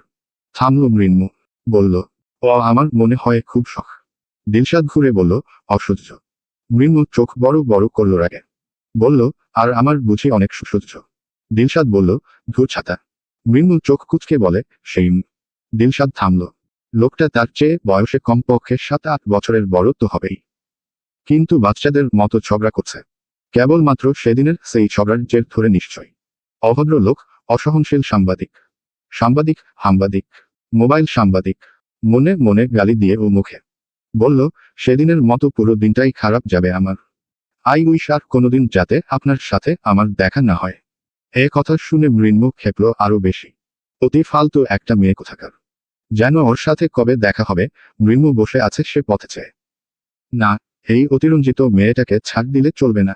সুন্দর করে জবাব দিতে হবে। ও বলল, আমি তার চেয়ে 10 গুণ বেশি চাই আপনার সাথে আমার আর দেখা না হোক। আমি তবে 100 গুণ। আমি 1000 গুণ। দিলশাদ চেঁচালো, আমি মিলিয়ন বিলিয়ন ট্রিলিয়ন গুণ। একদম মুখের ওপর জবাব ছুড়ে দিলশাদ ধপধপ করে সিঁড়ি ভেঙে নিচে নেমে এলো। মৃন্মু আশেপাশে তাকিয়ে শ্বাস টানল, এরপর দিলশাদের পিছু পিছু নেমে সোজা হাঁটা ধরল।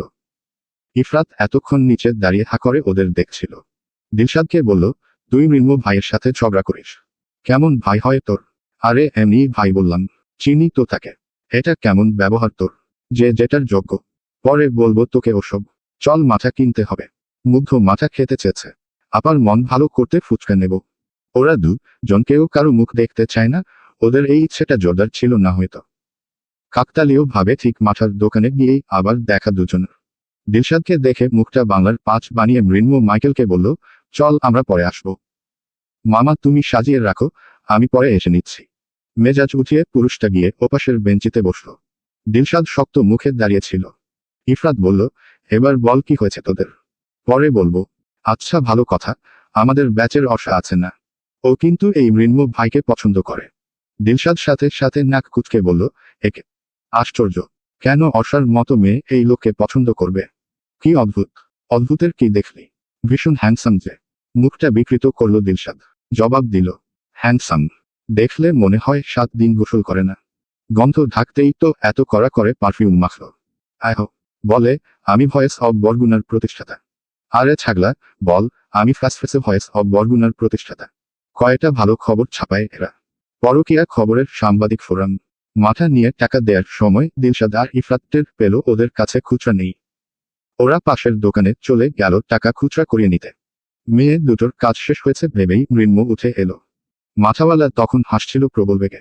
মৃন্ময় বলল, হাসছো কেন গফুর ভাই? একটা কথা বলবো, ঝামেলা করবেন না। না। আপনার ওই সবুজ সালোয়ার পরা মেয়ে কি বলল জানেন? কি বলল? ভ্রু যুগল গুটিয়ে এসেছে মৃন্ময়ের।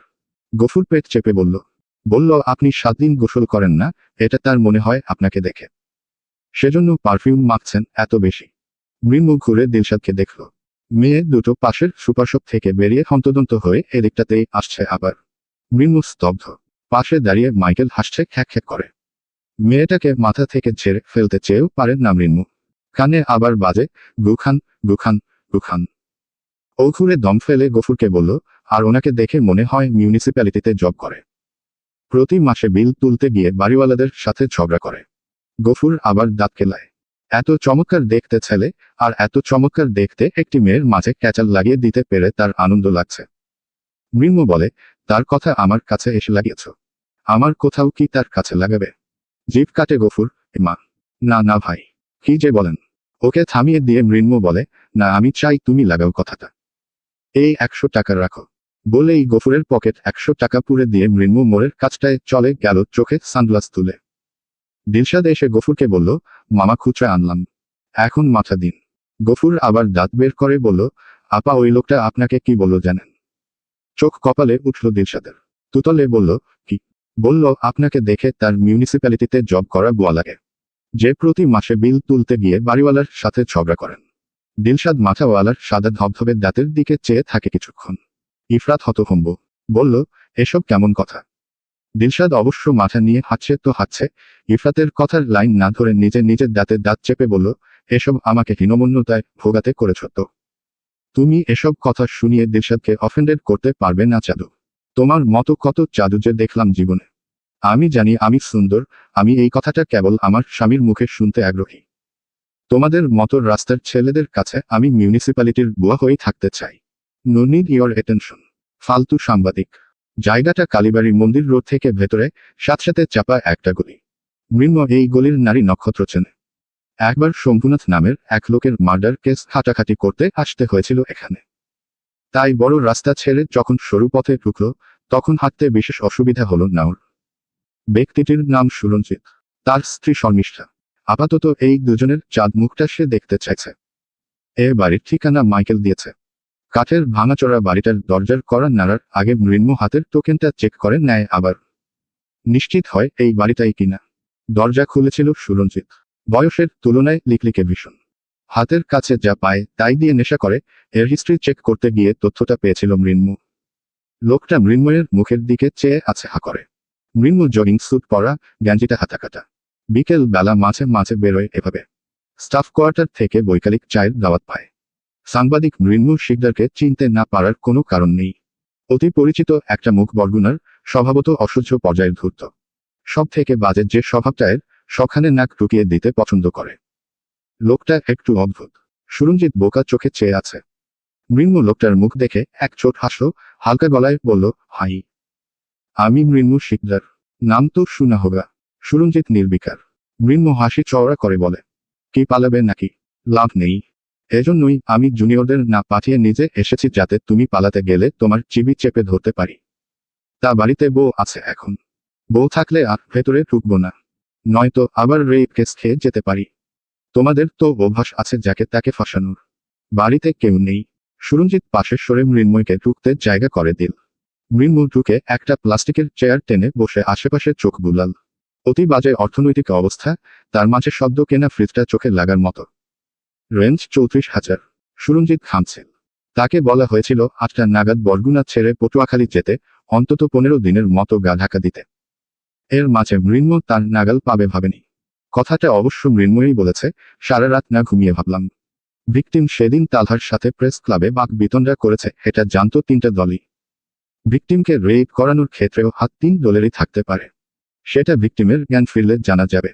তবে তালহার ঘড়ি ইউজড টিস্যু ভিকটিমের শরীর পর্যন্ত পৌঁছানোর ক্ষেত্রে ভূমিকাটা তোমাদের। তোমার বউ সদর হাসপাতালের ক্লিনার, আর তুমি তালহার অফিস ক্লিনার। খুব চমৎকার একটা কানেকশন, কিন্তু এটা কে করিয়েছে তা আমি জানি। আসলে জগিং করতে বেরিয়েছিলাম, তোমার মুখটা দেখে শিওর হতে এলাম, নয়তো বিকালের নাস্তাটা হজম হবে না। সুরঞ্জজিতের চোয়াল ঝুলে আছে, কথা ওর গলা থেকে বেরুচ্ছে না। মৃন্মু উঠে হুট করে বলল, আরফান শাহির টাকা দিয়েছে না? So lucky. আমি যতদূর জানি ওর লেনদেন বাজে খুব, আস্ত বজ্জাত। যাই হোক, যেখানে যাচ্ছ যাও। ঘর থেকে বেরিয়ে আসার পরে সুরঞ্জিতের লটকানো মুখটা কল্পনা করে অনেকক্ষণ হাসল মৃন্মু। তার খোঁচাখুচির খবর আরফান অবধি যাক, এটা সে নিজেও চেয়েছে, তাই রিস্ক নিয়ে আসা। যদিও মৃন্মু এটা নিয়ে বাড়াবাড়ি করবে না, তবে মাঝে মাঝে হারামজাদাটাকে খাবড়ে দিতে ভালো লাগে। মনে মনে একটা গালি দিয়েই ভ্রুর কাটার দাগটা ছয় মৃন্মু।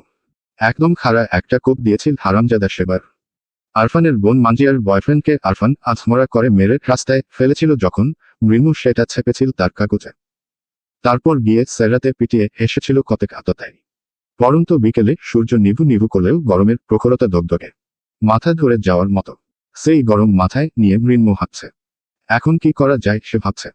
একটা কাজ তার আছে, তবে সেটা করতে যেতে হবে সন্ধ্যা নাগাদ। এর আগে কি করা যায়?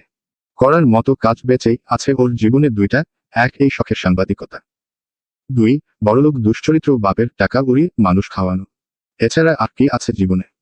নারী জিনিসটা সম্ভবত মৃন্ময়ের জন্য না, এ কথা মৃন্ময় এই 31-এ এসে ধীরে ধীরে বুঝল। কেউ এসে ওর জীবনে 3 মাসের বেশি টিকতে পারে না, গালি দিয়ে চলে যায়।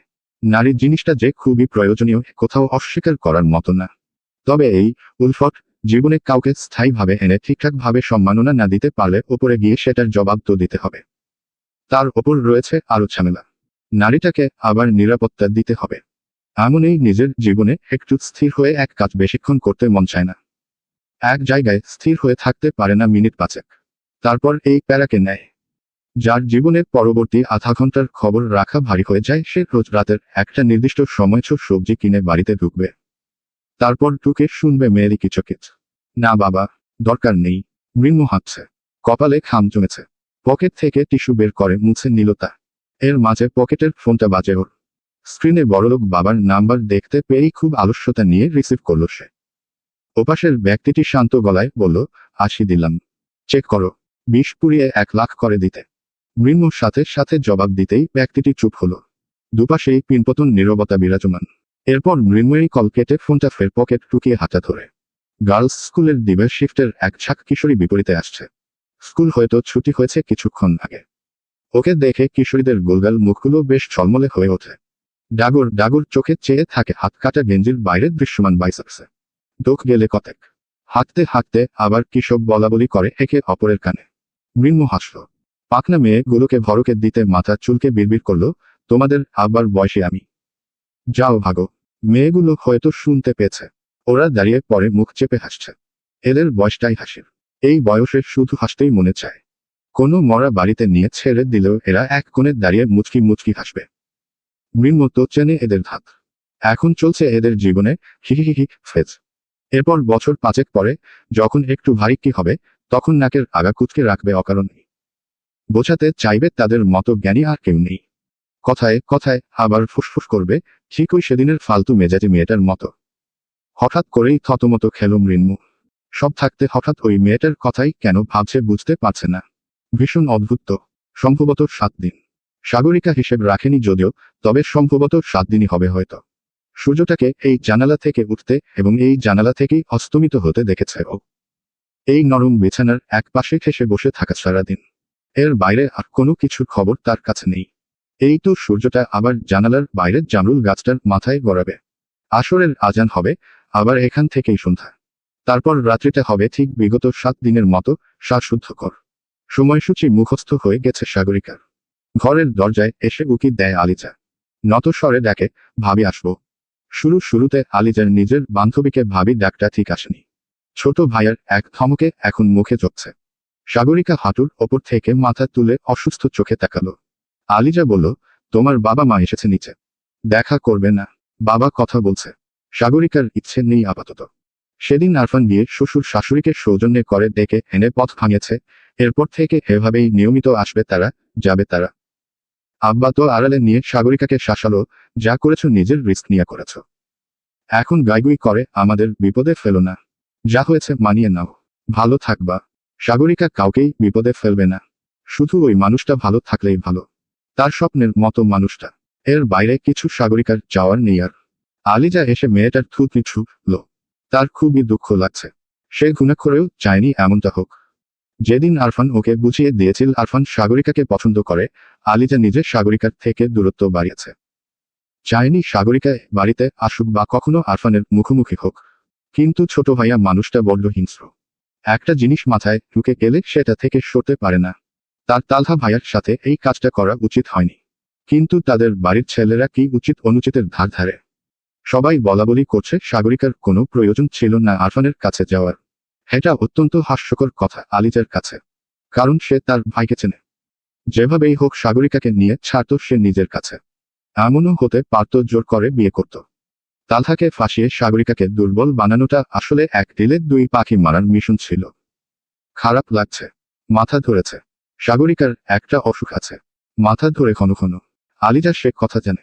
সাগরিকা মাথা নেড়ে বলে, যাব না নিচে। আমি একটু শুয়ে থাকবো। আর কি কিছু করতে হবে? বাড়িতে কাজের শেষ নেই, সবটাই বিয়ের কাজ। খুব পরিশ্রমের কাজ নয় যদিও। শাড়ি গয়না পছন্দ করতে হয়েছে সাগরিকার। মেহমান আসছে যাচ্ছে নতুন বউ দেখতে। তাদের গিয়ে সালাম দিতে হচ্ছে। আরফান হন্তদন্ত হয়ে ঘরে ঢুকল। ছাদে গিয়েছিল সে। ভাইকে দেখে আলিজা উঠে চলে গেল। দরজা লাগিয়ে আরফান বারান্দা ঘুরে এসে সাগরিকাকে বলল, আব্বা আম্মা আসো যে নিচে। যাবে না। জবাব দেয় না সাগরিকা। চেয়ে আছে নিচের দিকে। বাঁকা হাসে আরফান, তাচ্ছিল্য করে বলে, নাটক। ও কথা শুনে বিছানার চাদর খামচে ধরে মুখ ঘুরিয়ে বসে থাকে সাগরিকা। ওপাশে ফোন বাজছে আরফানের। সাগরিকার অপর পাশে বসে আয়েশ করে। পিঠটা এলিয়ে দেয় বিছানায়। বলে, হুইয়েস। জুনায়েদ ছিল লাইনে। ভাই আসলে একটা গরম খবর। ঠান্ডা হয়ে বলো। হাঁপানি থামিয়ে জুনায়েদ বলে, মৃন্মু শুয়োটা ওই চেংড়ি মিসের সাথে দেখা করতে গিয়েছে। মাত্র গেট থেকে ঢুকলো প্রিক্যারেটার। কিছু একটা খাপলা আছে। ফিচেল হাসলো আরফান। মৃন্মু, আরে চাপ নেই। ওকে সেচে দেব। শুয়োরের ছানা একটা। হুদাই হালুম। ভয় পেও না। ঘুমাও। আর শোনো, আমি বাড়িতে থাকলে এখন আর হুটহাট কল করবে না। আসিফকে জানাবে সব। একটু থেমে আরফান আবার বলল, উফ আমাকে এখনো এসব ছিচকে ব্যাপারগুলো দেখতে হচ্ছে, এটাই বড্ড সেমের। এমন করলে আব্বা ভরসা করবে কিভাবে আমার ওপর? আমি আসলে কুত্তামিতেই এগিয়ে, আমার দ্বারা কিচ্ছু হবে না। তালহা বেস্ট। মেয়ে পটানো আর রাজনীতিতেও। কল কেটে একা একা কিছুক্ষণ হাসলো আরফান। এরপর তালহাকে উদ্দেশ্য করে একটা বিশ্রী গালি দিয়ে ঘাড় ফেরাতেই দেখল সাগরিকা কানে হাত চেপে আছে। আরফান ওর হাতটা সরিয়ে জানতে চাইল, কি সমস্যা? আপনি গালিটা আমার সামনে দিন না প্লিজ। সাগরিকা আকুতির মতো করে বলল। শুনেই ভ্রু উচালো আরফান। ওমা কেন? ভালো বানাতে চাইছো নাকি স্বামীকে? দাঁত বের করে হাসছে আরফান। সাগরিকা ভীত চোখে চেয়ে আছে দেখে একটু ঝুঁকে গিয়ে ফিসফিসিয়ে বলল, তুমি আমার প্রেমে পড়েছ তাই না? সেজন্য ভালো বানাতে চাইছো আই গেস। সাগরিকা চোখ নামিয়ে জবাব দিল, না। গালি না দেয়ার অনুরোধ করেছি কারণ এসব আপনার বলতে দ্বিধা না লাগলেও আমি শুনতে অভ্যস্ত নই। গরিব ফ্যামিলিতে জন্মালেও পরিবেশটা সভ্য পেয়েছি আমি। হাতের ফোনটা নিচে নামিয়ে রাখলো আরফান। মিনিট খানেক সাগরিকার মুখের দিকে চেয়ে থেকে ওকে হঠাৎ কাছে টেনে বলল, শো হোয়াট সাগরিকা।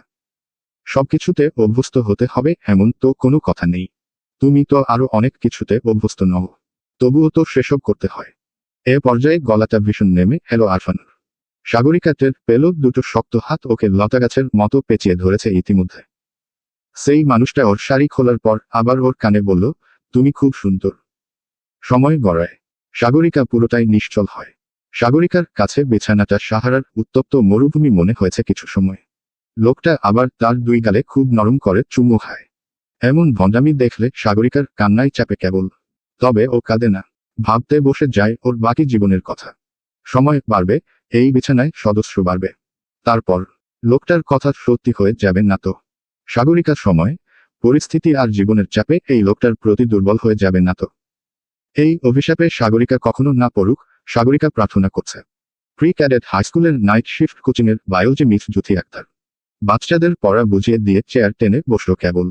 এর মাঝেই পিয়ন এসে খবর দিল বাইরে কেউ এসেছে, দেখা করতে চাচ্ছে। জুথি হাফ ছাড়ল। বিগত 1 সপ্তাহ ধরে এই দল সেই দল থেকে কম লোক জ্বালাতে আসেনি। বেশিরভাগ ক্ষেত্রেই হ্যাপাটা তাকে পোহাতে হয়, কারণ তখন সে থাকে অফিসের দায়িত্বে। স্কুলের হেড স্যার আপাতত ইন্ডিয়াতে ডাক্তার দেখাতে গিয়েছে। হেড স্যার সম্পর্কে হয় জুথির মামা। বলতে গেলে এখন ভারপ্রাপ্ত প্রধান সেই। জুথি মাথায় ওড়না টেনে উঠল। এদের সামনে না গিয়ে তো উপায় নেই। বলল, নাম কি তার? কোন দল? কোনো দল থেকে নয় আপা, সাংবাদিক এসেছে। মৃন্মু শিকদার, চেনেন তাকে? খবরের ছাপাখানা আছে। ডোকটা খানিকটা বড় সর করেই দিল জুথি। আবার আরেক জ্বালা সে কাঁধে টেনে নিয়েছে সে।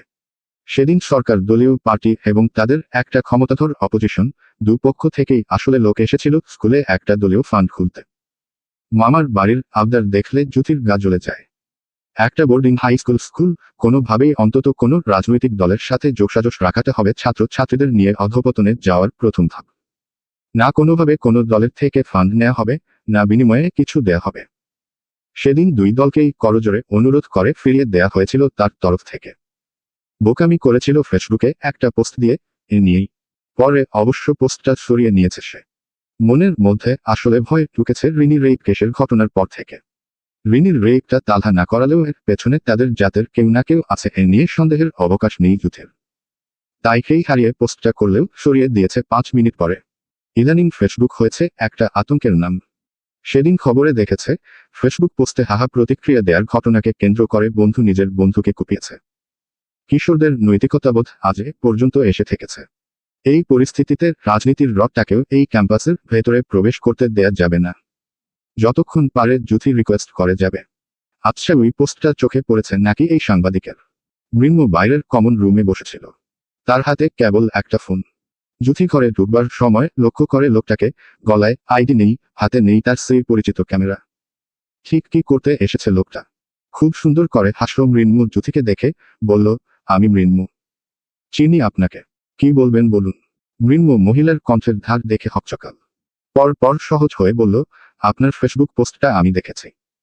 ওটা নিয়েই কথা বলতে এসেছি। প্লাস্টিকের ড্রামে ক্ষেত থেকে তোলা পোলাওয়ের চাল মজুদ করে রাখা ছিল। প্রতিবছর ভাতের চাল, পিঠা আর পোলাওয়ের চালটা দিলশাদের মরহুম পিতার গ্রাম থেকেই আসে। 3 ভাই বোনের বছরের বেশ কয়েক মাস ওতে দিব্যি চলে যায়। বাকি মাসগুলো অবশ্য খাটনি দিতে হয় সংসারের হিসেবে। চালে পোকা ধরে যাচ্ছিল। আজ দিলশাদের ক্লাস বা অফিস নেই দেখে কুলো বের করে ছাড়তে বসেছিল সেসব। সুফিয়া এসেছে সকালে। বাপ মা মরা এই এতিম 3 ভাই বোনের অভিভাবক বলতে আপাতত সেই জীবিত। যতটা যা পাচ্ছে দেখাশোনা করে যাচ্ছে। বাটি ভরে দুধ পাকোয়ান ঘরের ডাইনিংয়ে রেখে সুফিয়া বলল, বাসা পেলি?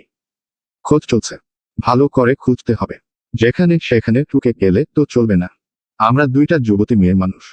তার ওপর বাড়িতে শক্ত পুরুষ মানুষ নেই। আমাদের ভেবে চিনতে যেতে হবে। তবে এই বাসাটায় থাক। অসুবিধা কি? দিলশাদ কুলা ঝাড়া থামিয়ে শ্বাস ফেলল, বলল, মাথা খারাপ। এই গলির সব মানুষ জানে তোমার বড় মেয়ের কীর্তি। আপাকে বিয়ে দেব। আপার অতীত এই বাসাতেই রেখে যাব। ভালো ভদ্রলোক খুঁজতে থাকো। এখান থেকে আপার অতীত নিয়ে যাব না। এই চাল ছাড়ছি পাত্রপক্ষ এলে সিন্নি রেঁধে খাওয়াবো তাই। আমি কিন্তু পুরো প্রস্তুত। সুফিয়া হাসল। সে কই? ট্রিপটিন দিয়েছি, ঘুমাচ্ছে। ঘুমাক। ঘুমিয়ে ঘুমিয়ে ভেঙে যাওয়া শরীরটা ঠিক করুক। দিনের চেহারার ছিঁড়ি ফুরিয়েছে। সুফিয়া দীর্ঘশ্বাস ফেলে বলল, তোর খালু একটা সম্বন্ধ এনেছে। ছেলের লাইব্রেরি আছে পটুয়াখালীতে। ভালো কথা। আপাও বই পড়তে পছন্দ করে। বলেই দিলশাদ হাসছে। সুফিয়া মেয়েটাকে চেয়ে চেয়ে দেখে। এই মেয়েটা এত দিক সামলেও কত সুন্দর করে হাসে। বলল, সম্বন্ধ তোর জন্য দেখব। আমি সিরিয়াস কিন্তু। দিলশাদ হাসির জোর বাড়িয়ে পেট চেপে বলে, অবশ্যই দেখবে। আমিও সিরিয়াস। এবার বিয়েটা করতে হবে। অফিসের রোজ 5 ঘন্টা কামলা খাটতে মন চায় না। আমি তো স্বামীর ঘরে গিয়ে কামলা খাটব। বিনিময়ে সোনা নেব, দানা নেব। কিন্তু খালামনি, পাত্র যেন সচ্চরিত্রবান হয় সেটা খেয়াল রেখো। খবরদার। নয়তো আই উইল কিল ইউ। আমি জীবনে একটা প্রেম করিনি। প্রেমের গানও শুনি না।